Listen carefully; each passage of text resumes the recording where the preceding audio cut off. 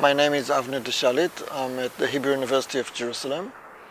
My field of research is, it's political philosophy, but in general, I do research on disadvantage, poverty, both on the level of the state and the level of the city. In the IPSP, I belong to the group that writes Chapter 8, which is about social justice. So it's more like we reflect about different models that have already been there, but we also think about alternatives and speculate about their futures with respect to what we know about the past. As a social scientist, your dream is that what you do and what you research and what you teach becomes relevant and makes a change in the world.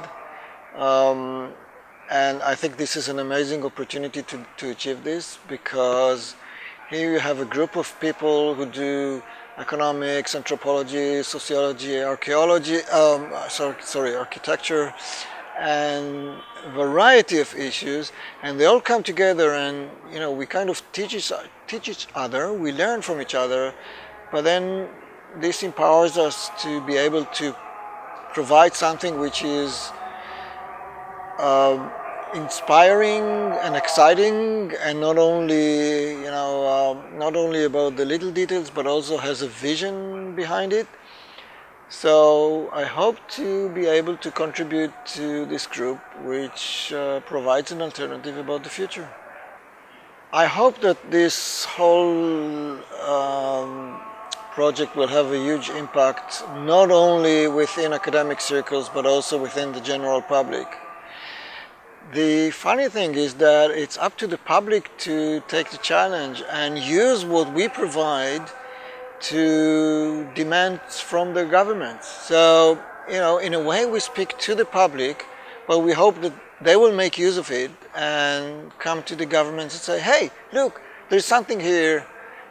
We want to achieve more. We want to be in a better situation. We want to progress. So the most relevant work of mine about social change is about disadvantage and poverty and what it means. That's a work that I did with Joe Wolf from University College London, and we studied attitudes to poverty not only in the general public, but also within disadvantaged people and within the poor themselves.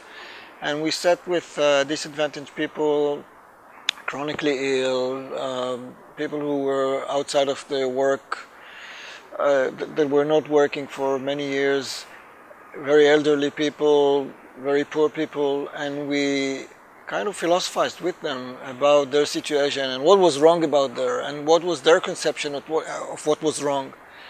And we learned a lot from them. By this, we also were able to learn a lot about what was wrong in the way that the state was approaching that. And so, for example, we understood that the way that the state defines poverty is problematic, because it's all about what they lack, whereas what they were talking about was their inability to contribute. Their whole conception of their situation was so different from the one that we see, bureaucrats and ministers and politicians think about when they think about poverty. So this enabled us to propose a new way of thinking about poverty and about policies that have to tackle poverty. And I hope that this can be applied to our chapter and to the other chapters about inequality and poverty in this project. Another aspect of my research which is relevant to the project is research which I did with Daniel Bell from Tsinghua University in Beijing. And that's about how cities are becoming alternatives to states. So states cannot provide well-being and welfare as they used to, partly because they have to subject their policies to the demands of the market and international organizations like the IMF and the World Bank, partly because they have to subject their policies to demands of international organizations like the trade organizations and so on, and partly because they lack the political will to do so. And cities rise into this vacuum, so to speak, and provide themselves as sources of inspiration and also of policies. And they shape their own policies, which sometimes challenge the policies that are issued by the state. So here is an alternative, an alternative vision of life in the middle of the 21st century. Perhaps metropolitan cities can be sources of welfare. They can provide better education, more equal access to resources, more equal access to welfare and to well-being for their citizens. I think the most relevant problem or social problem in my field is lack of solidarity and actually indifference. I still remember, I'm old enough to remember, 20 years ago in my country, we had the first homeless person. And everybody was shocked that there were homeless people. Nowadays, you see them everywhere, and people are actually indifferent to the issue. They might talk about it here and there, but in general, it doesn't affect their voting, it doesn't affect their personal behavior, it doesn't affect their political behavior. And I see this as a truly profound problem of our society. If we don't make people become aware of what's going on and care about it, no policy will be able to solve it.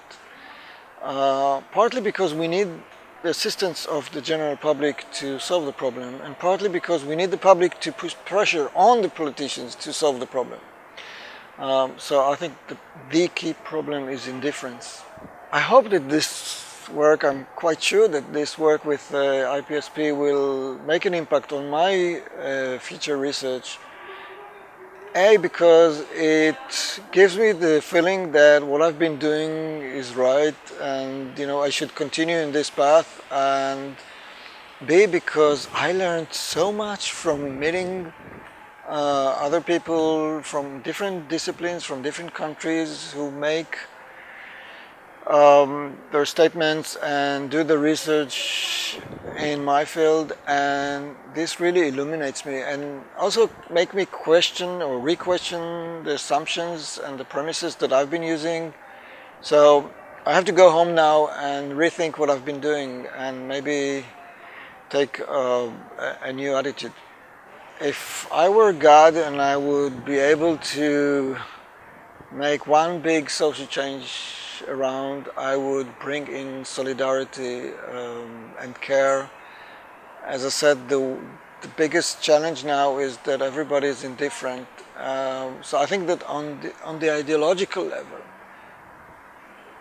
solidarity is really important. And solidarity not only with the same people, like with the citizens of my country, but also with people who are far away and whom I don't know and don't see, but are human beings. So, this has to come from some perspective of modesty, and I hope that this is achievable.